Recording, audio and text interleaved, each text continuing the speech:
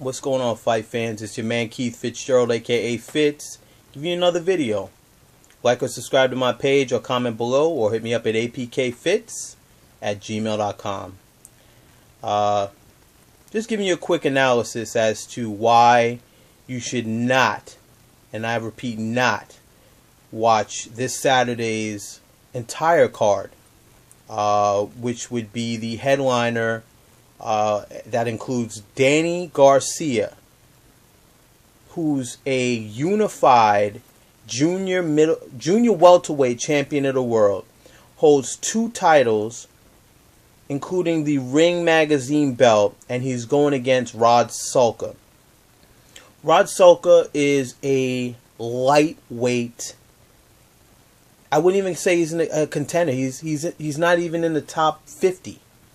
He's nobody, and he's getting a chance, jumping everybody who's in the top 15 in the junior welterweight rankings, or somebody who possibly could have been moving up in weight in the top 10 from a lightweight perspective. This guy, he hasn't done anything in the sport of boxing that would be relevant for him to get a title shot against the unified junior welterweight champion of the world.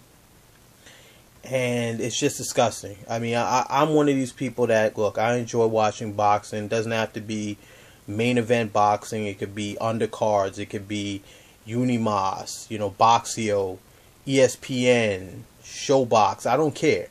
But when you're putting up a card like that, I can't respect that. And I'm just one of these people that's gonna tell you, look, don't be fooled. This is not a card that you should be watching. The only way that the powers that be would understand that they can't put these cards together is by not watching the event at all. If you do decide to watch the Showtime event, stream it. Do not go on Showtime. Stream it live. Via satellite or whatever the case may be. But this is just a horrific card.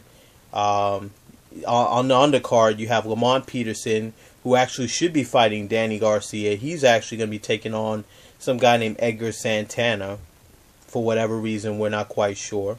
And then I will say the only fight that is reasonable is the Danny Jacobs fight. And if you don't know who Danny Jacobs is, he's a middleweight contender, and he's actually going to be fighting for a vacant middleweight title. And if you don't know his story, he's battled cancer, beat cancer, and it's just you can't really root against him. He has a phenomenal personality, great aspect, great story. So that would be the only reason, if you were really reaching for a reason to watch any of the fights on this card. But let me tell you what, Al Heyman, Golden Boy, Steven Espinoza, whoever's handling Danny Garcia's career, they really turned the ball over for points on this particular card. This is not a card that's going to do anything for his career. Even if he blows out Salka, it still will be a stain on his resume for him even taking this fight. I don't understand why. The only reason why I could see that they would say to make this fight happen is because no belts are on the line, and the fight is going to be held at 142 pounds instead of 140 pounds, which is the junior welterweight limit. And what they're trying to do is ease Danny Garcia up the ranks to become a welterweight, a full welterweight, which is 147 pounds.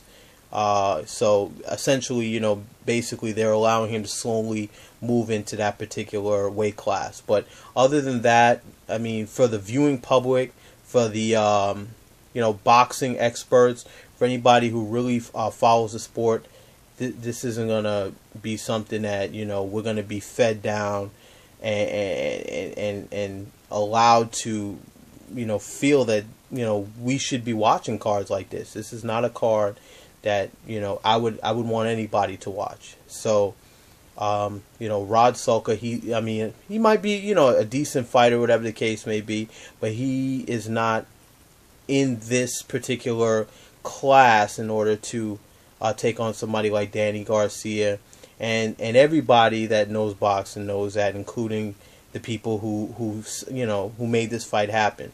The purists, the management, show everybody they're aware, but they're just feeding it down because they feel that they can get away with it.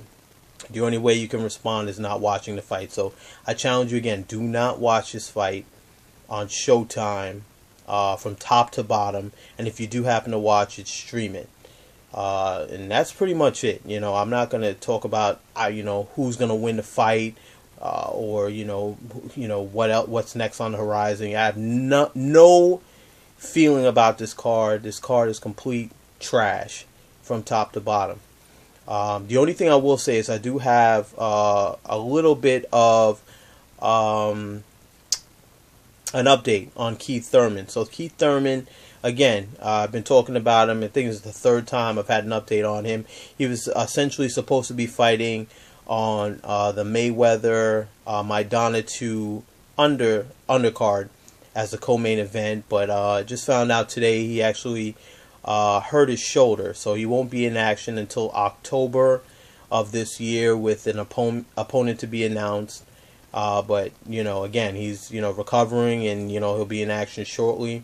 Hopefully taking on a credible opponent, and then from there possibly getting a fight with the winner of the Sean Porter versus Kell Brock winner. So again, like or subscribe to my page. I look forward to doing videos about real cards, and hopefully you guys have a great week and weekend to come. All right, have a good day.